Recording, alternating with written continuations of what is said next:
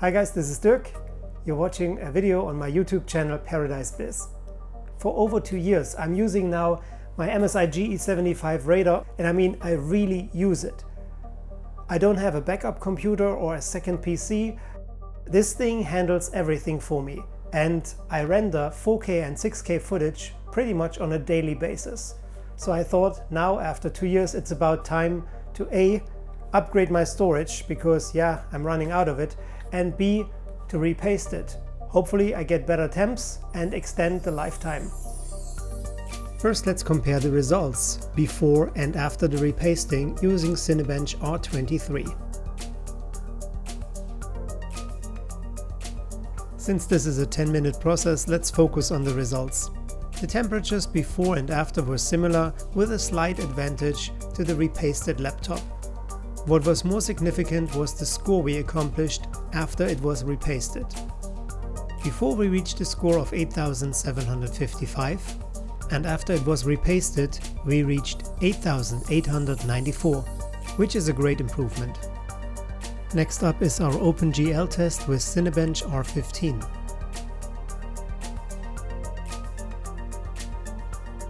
Before the repasting we reached 141 FPS, and after it was 149.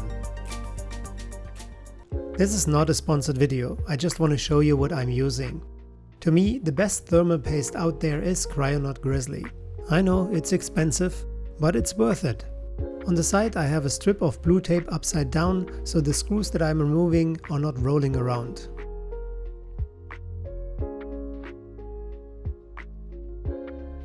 To remove the back of the laptop, I'm using a tool that you can buy very cheap on Amazon. It's designed to remove broken displays from cell phones. Don't push it in too hard or too far, not to damage anything.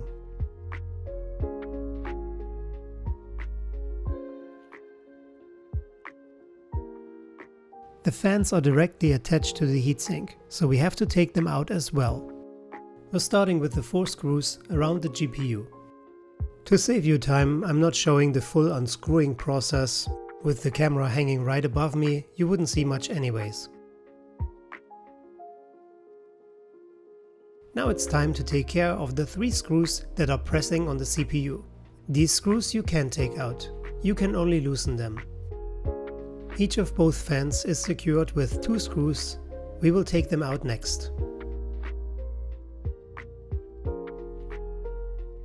Although all screws from the middle part were gone, it still felt as if it was glued to the motherboard. Also, the fan on the left side was held by 2 screws. One of them was hidden underneath the power cable.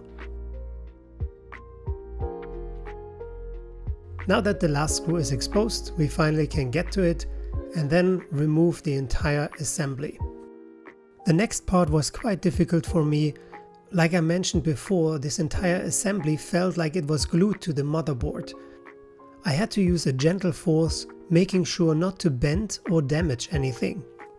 The next task was to disconnect the cables from the fans left and right. When I saw the excessive amount of thermal paste that was used by MSI, I almost regretted that I started the process. Anyways, you can see that they used 2 different types of thermal paste, the grey one for the GPU and the CPU, and then a white compound for the rest of the assembly that was also functioning as an adhesive. Initially I wanted to clean up everything with Arctic Cleaner 1 and 2, but it turned out that this adhesive was easier to dissolve with isopropyl alcohol, so I had to use this as well. First I focused on everything that was attached to the motherboard, starting with the CPU. Finishing up with Arctic Cleaner 2, the CPU looked pretty good, and now I had to focus on the rest. My main concern was the residue that was spread over the surfaces where it was supposed to be. Q-tips, toothpicks, I had to use it all. This entire process took me over half an hour before I was done with the motherboard. According to the manufacturer, this motherboard handles M.2 drives up to 1 TB. Now I'm running out of space, so what I'm trying to do is to install a 2 TB M.2 drive. Let's see if this works. The screw to the second M.2 drive is easy accessible, so it really didn't matter if I would do it now or after the repasting was complete. I am aware that I have a Gen 3 motherboard and I'm not utilizing the full potential of the Samsung 980 Pro, but who knows, in the future I might buy a different laptop and then I can transfer the M.2 drive to the new laptop. And still, already now it is faster than the 970 EVO.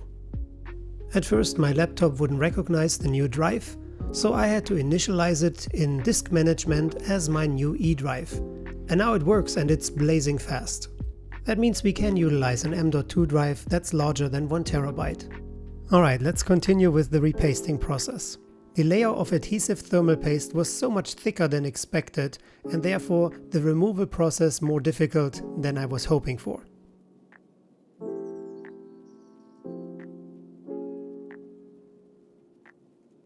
The entire cleaning process took me over 40 minutes, but I wanted to be as thorough as possible. The next thing I wanted to do was to clean out the fans. You might not approve of this method, but that's what I did. I used the vacuum cleaner, I held the fans in place and tried to get the dust out of it. Now it's time to replace the thermal pads. It's pretty simple, straightforward. First we remove the old ones and then put the new ones in place.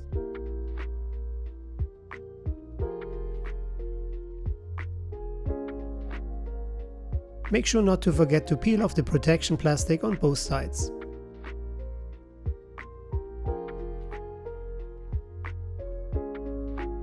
There are also 2 thermal pads on the motherboard, and actually it should be 3, and that's what we're taking care of next.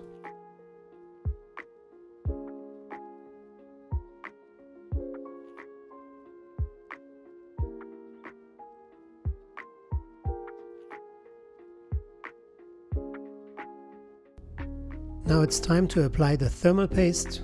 Like I said before, this is not a sponsored video, but the thermal paste of my choice is Cryonaut Grizzly. The reason for that is that it provides much better temperatures compared to other thermal pastes. Of course it's not comparable to the temps you're getting from liquid metal, but it is also non-conductive and therefore much safer to use. There are many different application methods. You could make a dot or a cross. I prefer to evenly distribute the thermal paste to make sure everything is covered.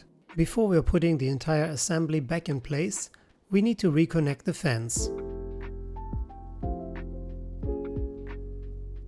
After aligning everything, I start securing the 3 screws of the CPU, followed by the 4 screws of the GPU.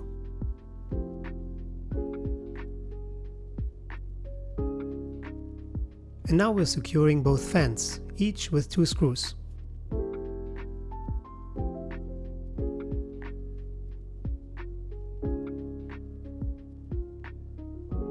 All that's left to do before we can close the back is to connect the power cable.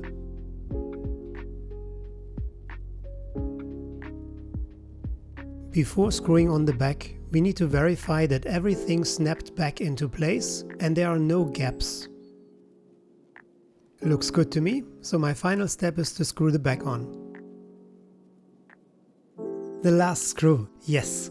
This concludes this video. I hope you enjoyed the video. If so, leave a thumbs up and hit the subscribe button. Thanks so much for watching this and tune in soon again. Bye for now.